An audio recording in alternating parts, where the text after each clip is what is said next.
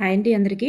ఈరోజు మనం నేర్చుకోబోతున్నవి 7th class సోషల్కి సంబంధించి 8th లెసన్ అనమాట. ఇది రాజ్యాలు మరియు సామ్రాజ్యాలు. మరి ఈ లెసన్ నుంచి మోస్ట్ ఇంపార్టెంట్ బిట్స్ అన్నీ కూడా ఒకసారి చూద్దాం. ఇక్కడ ఫస్ట్ బిట్ మనం చూస్తే, ఈ క్రింది వాణిలో సరి అయిన దానిని గుర్తించండి. ఈ క్రింది వాణిలో సరి అయిన దానిని గుర్తించండి. షోడశ మహాజన పదాలలో శక్తివంతమైనది మగధ. ఒక రాజుచే పాలించబడే భూభాగమును రాజ్యం అంటారు. సువిశాల రాజ్యంను సామ్రాజ్యం అంటారు. సో ఈ మూడింటిలో సరి అయినది ఏది? ఇక్కడ చూస్తే పైవన్నీ కూడా సరి అయినవండి. Option 4 is the right answer. Next one, కౌటిల్యుని సహాయంతో మగధ రాజ్యానికి రాజు కాగలిగినటువంటి, ఎవరి సహాయంతో అంటే కౌటిల్యుని సహాయంతో మగధ రాజ్యానికి రాజు కాగలిగిన మౌర్య వంశ రాజు ఎవరు? రైట్ ఆన్సర్ ఈజ్ చంద్రగుప్త మౌర్యుడు. చంద్రగుప్త మౌర్యుడు is the right answer. Next one, ఈ క్రింది వాణిలో దక్షిణ భారతదేశ రాజ్యము కానిది ఏది? ఈ క్రింది వాణిలో దక్షిణ భారతదేశ రాజ్యం కానిది ఏది? సో దక్షిణ భారతదేశ రాజ్యాలని చెప్పేసి మనకి టెక్స్ట్ బుక్లో మైండ్ మ్యాపింగ్ ఇచ్చారు. ఫస్ట్ పిక్చర్ ఇచ్చారనమాట స్టార్టింగ్లో. అక్కడ ఏంటేంటి ఇచ్చారు మనకి? శాతవాహనులు, ఇక్ష్వాకులు, పల్లవులు, చాళుక్యులు. ఈ నలుగురిని కూడా మనకి ఇక్కడ ఇవ్వడం జరిగింది. అయితే కానివారు ఎవరు ఇక్కడ మనకి ఆప్షన్లో? పరమారులు అనేది ఇక్కడ కాదు. వీళ్ళందరూ కూడా దక్షిణ భారతదేశాన్ని పరిపాలించినటువంటి రాజవంశాలు అన్నమాట. నెక్స్ట్ వన్, మౌర్య వంశకాలం. మనకి అదే మైండ్ మ్యాపింగ్లో మనకి మౌర్య వంశకాలం, గుప్త వంశకాలం అని చెప్పేసి మనకి ఇచ్చారు. అయితే అందులో మౌర్య వంశకాలం ఎప్పుడు? The right answer is option 1 is the right answer. 322 నుంచి 187 BCE is the right answer. Next one, అర్థశాస్త్రంను రచించినటువంటి చంద్రగుప్త మౌర్యుని ప్రధానమంత్రి ఎవరు? అర్థశాస్త్రంను రచించిన చంద్రగుప్త మౌర్యుని యొక్క ప్రధానమంత్రి ఎవరు? ద రైట్ ఆన్సర్ ఈజ్, మనందరికీ తెలుసు కౌటిల్యుడు అని. మరి కౌటిల్యునికి మరొక పేర్లు, రెండవ పేర్లు ఏంటంటే విష్ణుగుప్తుడు, చాణక్యుడు.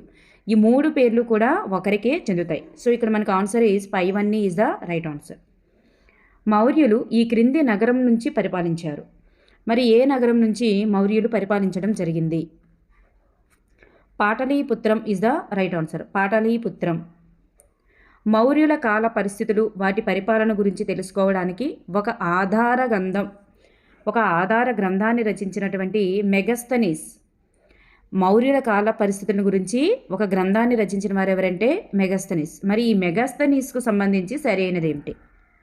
మరి మెగస్తనీస్ ఎవరు? ఆ మెగస్తనీస్కు సంబంధించి సరి అయినది ఏమిటి అని చూస్తే, మెగస్తనీస్ ఒక గ్రీకు రాయబారి. మెగస్తనీసు గ్రీకు రాయబారి మరియు చంద్రగుప్త మౌర్యుని కొలువులో ఉండేవాడు.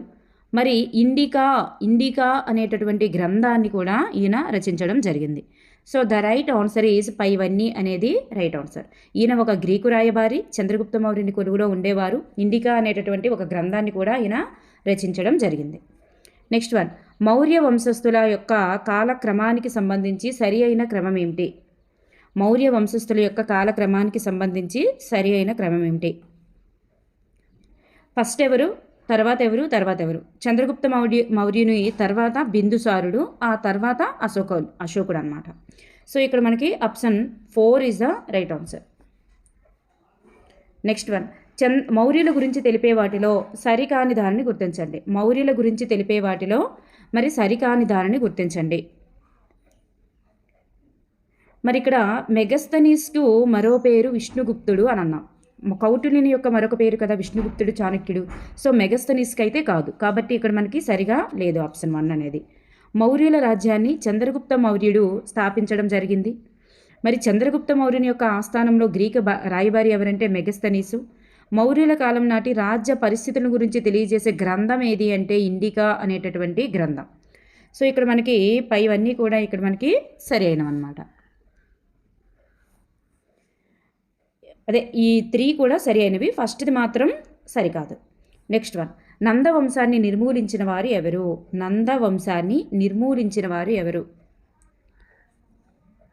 చాణుక్యుడు మరియు చంద్రగుప్త మౌర్యుడు. నందవంశాన్ని నిర్మూలించారు. కళింగ రాజ్యం అనేది భారతదేశానికి ఏ ప్రాంతంలో కలదు? కళింగ రాజ్యం అనేది భారతదేశానికి ఏ ప్రాంతంలో కలదు? తూర్పు భారతదేశంలో కలదు. కళింగ యుద్ధానంతరం అశోకునిలో వచ్చినటువంటి మార్పుకు సంబంధించి సరికానిది ఏది? అశోకునిలో వచ్చినటువంటి మార్పుకు సంబంధించి సరికానిది ఏంటి? ఇక్కడ చూస్తే అహింస, చూడండి, భవిష్యత్తులో యుద్ధాలు చేయకూడదని నిర్ణయించుకున్నాడు. ఇక్కడ సరికానిది అన్నారు. ఇక్కడ మనకి నిర్ణయించుకున్నారు. మరి ధర్మాన్ని వ్యాప్తి చేయడమే నిజమైన విజయంగా భావించారు. అహింసకు అధిక ప్రాధాన్యత గల జైన మతం పట్ల ఆకర్షించబడ్డారు అనేది ఇక్కడ సరిగా లేదు.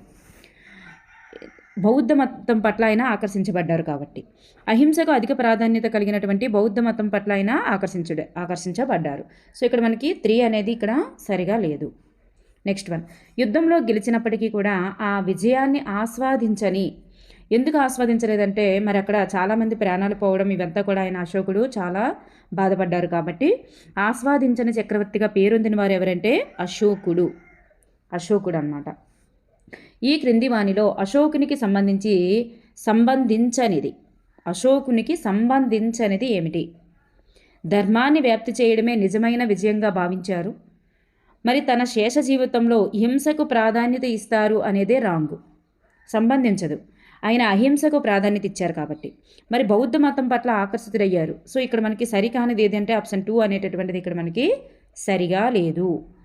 నెక్స్ట్ 1, క్రింది వానిలో 2250 సంవత్సరాల పూర్వం అశోకుని సామ్రాజ్యంలో భాగం కాని దానిని గుర్తించండి. అశోకుని సామ్రాజ్యంలో భాగం కానిది ఏది? మరి ఉజ్జయిని ఉంటుంది, తక్షశిల ఉంటుంది, పాటలీపుత్ర, కోసల, కళింగ, సువర్ణగిరి ఇవన్నీ కూడా అశోకుని యొక్క సామ్రాజ్యంలో ఉన్నాయి. ఈ కన్యాకుమారి అనేది లేదన్నమాట. నెక్స్ట్ 1, 13వ నెంబర్ శిలాశాసనానికి సంబంధించి సరి అయిన దాన్ని గుర్తించండి. చూడండి, ఆ శిలాశాసనం అనేటటువంటిది అశోకుని యొక్క కళింగ యుద్ధ విజయం గురించి తెలియజేస్తుందండి. ఇది ఈ అశోకుని యొక్క కళింగ యుద్ధం గురించి ఈ శాసనంలో ప్రస్తావించడం జరిగింది. 13వ నెంబర్ శిలాశాసనం ప్రాకృత లిపిలో అక్షరాలతో చెక్కబడింది. బలంతో కన్నా ధర్మం ద్వారా ప్రజలను గెలుచుకుంటే ఉత్తమమైనదని నేను విశ్వసిస్తున్నాను. నేను ఈ శాంతి సందేశాన్ని భవిష్యత్తు తరాల కొరకు లిఖిస్తున్నాను అని అశోకుని మాటలను ఈ శాసనంపై రాయబడింది. సో ఇక్కడ మనకి పై 3 కూడా సరి అయినవే. సో ఇక్కడ పైవన్నీ కూడా సరి అయినవే. నెక్స్ట్ 1, అశోకునిలో హింస పట్ల వ్యతిరేకత, అహింస పట్ల ఆకర్షితుడయ్యే విధంగా చేసినటువంటి సంఘటన ఏది? హింస పట్ల వ్యతిరేకత వచ్చేసి అహింస పట్ల ఆకర్షితుడయ్యారనమాట. ఏ యుద్ధం తర్వాత అంటే దేని తర్వాత అంటే కళింగ యుద్ధం తర్వాత. ఇది వాట్సాప్లో పోరాటం అనేది రాంగ్ అండి. అక్కడ ఆప్షన్ అదర్ ఇవ్వాల్సింది, ఇక్కడ ఏదో టైపింగ్ మిస్టేక్. నెక్స్ట్ 1, అశోకుని యొక్క శిలాశాసనాలకు సంబంధించని అంశం ఏది? శిలాశాసనాలకు సంబంధించని అంశం ధర్మాన్ని ప్రజలకు తెలియజేయడమే ఈ శిలాశాసనాల యొక్క ముఖ్య ఉద్దేశం. కానీ చూడండి, ప్రజలకు తెలియకుండా చేయడం అన్నారు కాబట్టి ఆప్షన్ 1 అనేటటువంటిది ఇక్కడ సరిగా లేదు, సంబంధించదు. అశోకుని యొక్క శిలాశాసనాలు ప్రాకృత లిపిలో చెక్కబడ్డాయి. ధర్మం అనే పదం ప్రాకృత భాషలో దమ్మము అని పిలుస్తారు. అశోకుని శిలాశాసనాలపై చెక్కబడినటువంటి ధర్మ సూత్రాలను నిరక్షరాస్యులకు తెలియజేయుటకు ప్రత్యేకమైనటువంటి అధికారులను కూడా నియమించడం జరిగింది. ఈ 3 మనకి ఇక్కడ సరి అయినవే. ఆప్షన్ 1 అనేటటువంటిది సరిగా లేదు. ధర్మాన్ని తెలియజేయడానికి వేశారు తప్ప తెలియకుండా చేయడానికి కాదు. నెక్స్ట్ 1, అశోకుని యొక్క జాతీయ చిహ్నానికి సంబంధించి సరికాని దానిని గుర్తించండి. జాతీయ చిహ్నం, అశోకుని యొక్క జాతీయ చిహ్నం గురించి చూసుకున్నట్లయితే ఇది సారనాథ్లోని అశోకుని యొక్క శిలాస్తంభంలోని 4 సింహాల గుర్తును భారత ప్రభుత్వం అధికార చిహ్నంగా స్వీకరించింది. ఇది దేశం యొక్క సార్వభౌమత్వాన్ని తెలియజేస్తుంది. 4వ సింహం అనేది అధికారానికి ప్రతీక అన్నారు. ఇది రాంగ్ అండి. 4వ సింహం అయితే కాదు. అధికారానికి ప్రతీక అయినటువంటి సింహం ఏది అంటే అయితే 4వ సింహం దేనికి ప్రతీక? అధికారానికి సింహం అయ్యేది 3 సింహాల్లో ఒకటి. కానీ 4వ సింహం అనేది భారత జాతి గౌరవానికి ప్రతీక. భారత జాతి గౌరవానికి ప్రతీక కాబట్టి 3 అనేది సరిగా లేదు. మరి 1950 జనవరి 26నే అశోక స్తంభంలోని ఈ చిహ్నాన్ని జాతీయ చిహ్నంగా గుర్తించడం జరిగింది. సో ఇక్కడ మనకి ఆప్షన్ 3 అనేటటువంటిది సరిగా లేదు. నెక్స్ట్ 1, జాతీయ చిహ్నంలోని ఎద్దు అనేటటువంటిది దేనిని సూచిస్తుంది? ఎద్దు అనేటటువంటిది కష్టపడే మనస్తత్వాన్ని సూచిస్తుంది. నెక్స్ట్ వన్, ఈ క్రింది వానిలో మండుకోపనిషత్తు నుండి గ్రహించబడినది ఏది? మండుకోపనిషత్తు నుండి గ్రహించబడినది ఏది? సత్యం జయిస్తుంది లేదా సత్యమేవ జయతే అనేటటువంటి శ్లోకం అనేది మండుకోపనిషత్తు నుండి గ్రహించడం జరిగింది. అశోకుడు ప్రజల కొరకు ఏమి చేశారు? అశోకుడు ప్రజల కొరకు ఏం చేశారు? నీరు ఆహారం పవిత్రమైనవని భావించి వాటిని ప్రజలకు అందాలని సంకల్పించారు. చెట్లను పెంచారు, బావులను నిర్మించారు, రవాణా సౌకర్యాలు, వైద్యశాలలు కూడా అందించారు. సో ఇక్కడ మనకి పైవన్నీ సరి అయినది.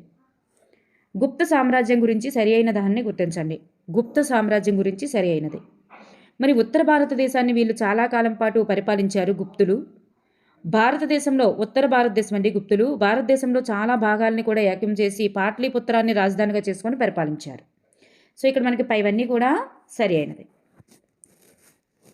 నెక్స్ట్ వన్, ఈ క్రింది గుప్తరాజుల గురించి సరిగా జతపరచినది ఏమిటి? ఇక్కడ చూడండి, మొదటి చంద్రగుప్తుడే మొదట మరియు గొప్ప పాలకుడండి. మొదటివారు మరియు గొప్ప పాలకుడు. సముద్రగుప్తుడు ఓటమి ఎరుగని గొప్ప విజేతగా పేరొందారు. రెండవ చంద్రగుప్తుడి నుంచి మొదటి చంద్రగుప్తుని తర్వాత పాలకుడయ్యాడు అనేది రాంగ్.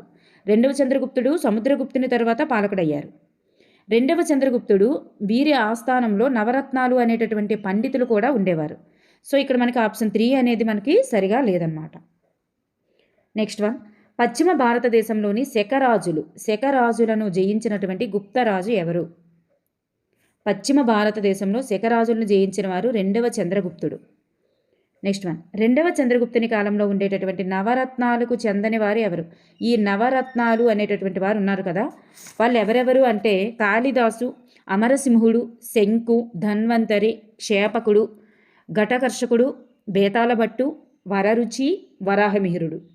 ఇందులో మనకి లేని వారు ఎవరంటే కౌటిల్యుడు అనేటటువంటి వాళ్ళు నవరత్నాలకి చెందరు. వీళ్ళందరూ కూడా ఉన్నారన్నమాట. నెక్స్ట్ వన్, అద్భుతమైన రాతి గృహాలకు ప్రసిద్ధి చెందినటువంటి అజంతా ఎల్లోరా గుహలు వీరి కాలం నాటివి. అజంతా ఎల్లోరా గుహలు ఎవరి కాలం నాటివంటే గుప్తుల కాలం నాటివి.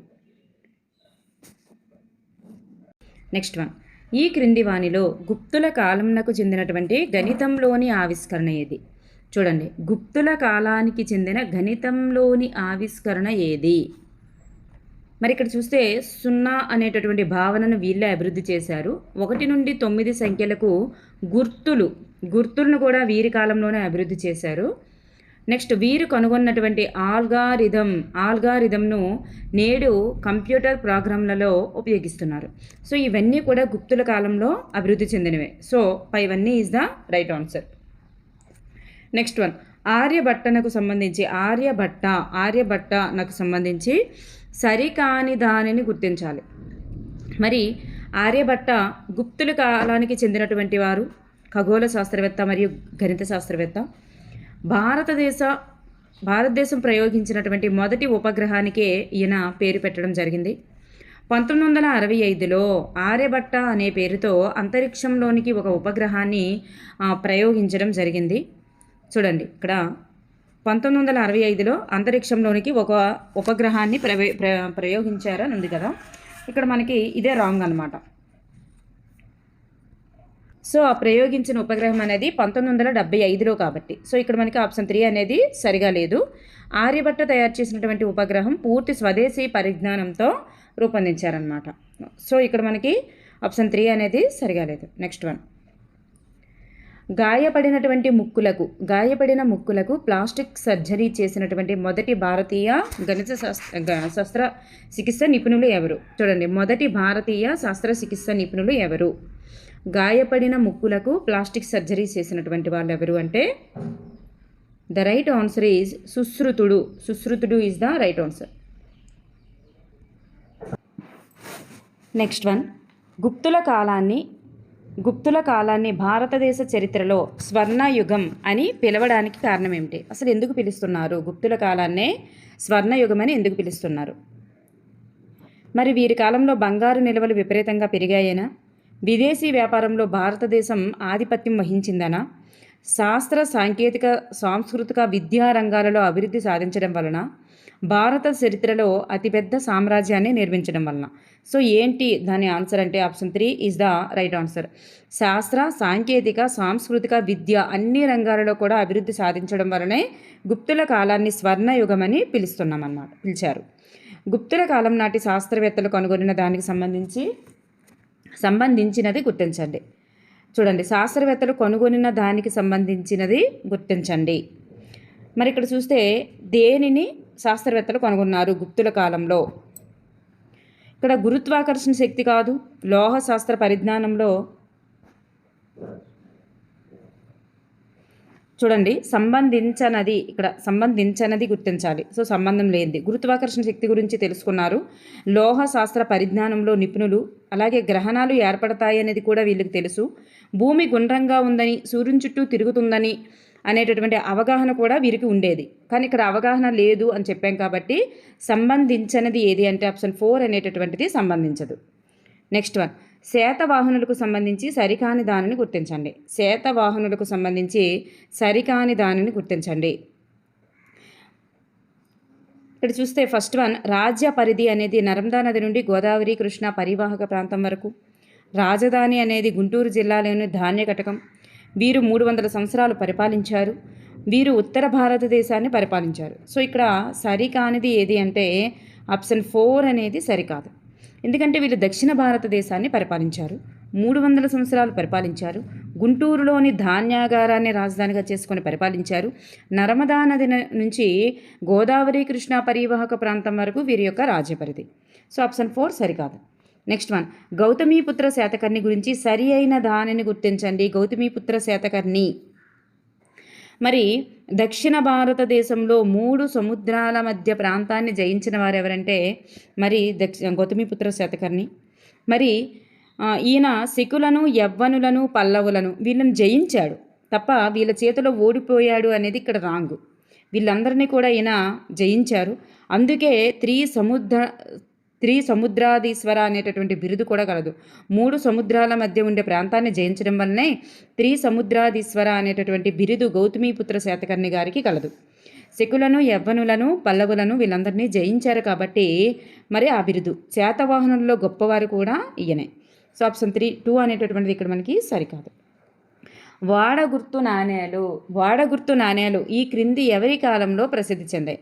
వాడగుర్తు నాణేలు అనేటటువంటివి శాతవాహనుల కాలంలోనే ప్రసిద్ధి చెందాయి. నెక్స్ట్ వన్, ప్రముఖ బౌద్ధ వేదాంతి అయినటువంటి ఆచార్య నాగార్జునుడు వీరి కాలంలో నివసించి ఉన్నాడని చెప్పబడుతుంది. ఎవరి కాలంలో? శాతవాహనుల కాలంలో నివసించి ఉన్నాడని చెప్పబడుతుంది. శాతవాహనుల యొక్క విదేశీ వ్యాపారాధిత్యాన్ని, నౌకాబలాన్ని తెలియజేసేటటువంటి ఆధారం ఏమిటి? విదేశీ వ్యాపారాధిత్యాన్ని, నౌకాబలాన్ని తెలియజేసే ఆధారం ఏమిటి అంటే వాడగుర్తు నాణెం అనేది ఎవరికి సంబంధించినది? శాతవాహనులకి సంబంధించినది. నెక్స్ట్ వన్, ఈ వాడగుర్తు నాణ్యమే వాళ్ళ యొక్క నౌకాబలాన్ని, వ్యాపారాధిత్యాన్ని రెండింటిని కూడా తెలియజేస్తుంది. శాతవాహనుల తర్వాత విజయపురిని కేంద్రంగా చేసుకొని రాజ్యాన్ని స్థాపించిన వారు ఎవరు? విజయపురి అనేది ఎవరి రాజధాని అంటే ఇక్ష్వాకుల రాజధాని. ఇక్ష్వాకులకు సంబంధించి సరి అయినది ఏమిటి? సో ఇక్కడ చూస్తే అనేక తెగలవారు వీరి కాలంలో నివసించారు. రామాయణంలోని శ్రీరాముని వారసులుగా చెప్పుకున్నారు. ఇక్ష్వాకు స్త్రీలు నాగార్జున కొండకు పెద్ద మొత్తంలో విరాళాలు ఇచ్చారు.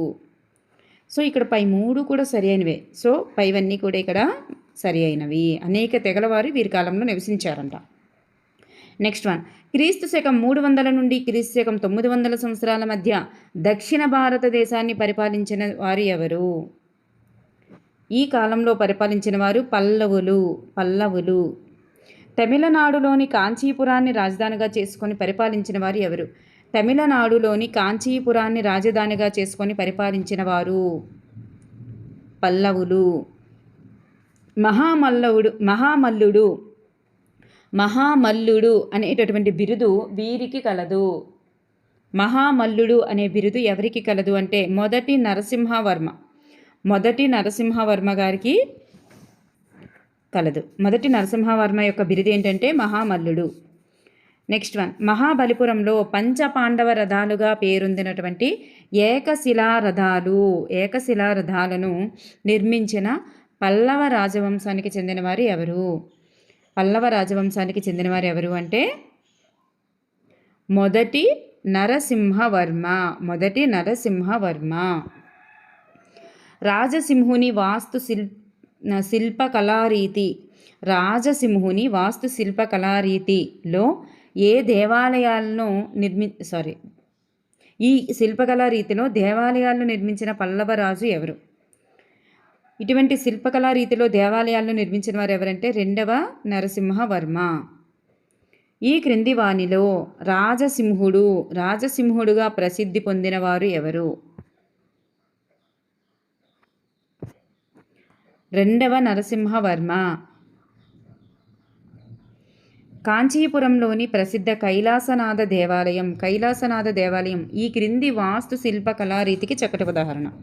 చూడండి, కైలాసనాథ దేవాలయం అనేది ఈ క్రింది వాస్తు శిల్పకళారీతికి చక్కటి ఉదాహరణ. ఏంటి అంటే రాజసింహుని వాస్తు శిల్పకళారీతి అనేటటువంటిది కైలాసనాథ దేవాలయం, గుర్తుపెట్టుకోండి. నెక్స్ట్, వెసారా వాస్తు శిల్పకళారీతి అనేది రెండింటి యొక్క కలయిక అన్నమాట. ఈ శిల్పకళారీతి అనేటటువంటి దాన్ని అభివృద్ధి ఎవరి కాలంలో అభివృద్ధి చెందింది అంటే చాళుక్యుల కాలంలో అభివృద్ధి చెందిందనమాట. నగారా ప్లస్ ద్రవిడ ఈ రెండు కలిస్తే వెసార అవుతుందన్నమాట. చాళుక్యుల కాలంలో అభివృద్ధి చెందింది. ఐహోల్ శాసనం ఈ క్రింది ఎవరి విజయాలను గురించి తెలియజేస్తుంది? ఐహోల్ శాసనం అనేది ఈ క్రింది ఎవరి విజయాలను గురించి తెలియజేస్తుందంటే రెండవ పులకేసి విజయాలను గురించి తెలియజేస్తుంది. నెక్స్ట్ వన్, రెండవ పులకేశినకు సంబంధించని దానిని గుర్తించండి. రెండవ పులకేశినకు సంబంధించని దానిని గుర్తించాలి అంటే చెందనిది. మరి ఈయన చాళుక్యరాజు. నర్మదా నది ఒడ్డున జరిగినటువంటి యుద్ధంలో హర్షవర్ధనుడు అనే చక్రవర్తిని ఈయన ఓడించాడు. ఇతని కొలువులోనే రవికీర్తి అనేటటువంటి ఐహోల్ శాసనాన్ని తయారు చేయడం జరిగింది. పల్లవ రాజు అయినటువంటి మొదటి నరసింహను ఈయన జయించారు. సో ఆయన చేతిలో ఓడిపోయారు అనేది రాంగ్. మొదటి మహేంద్రవర్మని జయించారు. కాబట్టి ఇక్కడ ఆప్షన్ 4 అనేటటువంటిది సరిగా లేదన్నమాట, సంబంధించదు. నెక్స్ట్ వన్, కర్ణాటకలోని బాగల్కోట్ జిల్లాలో ఒక చిన్న గ్రామమైనటువంటి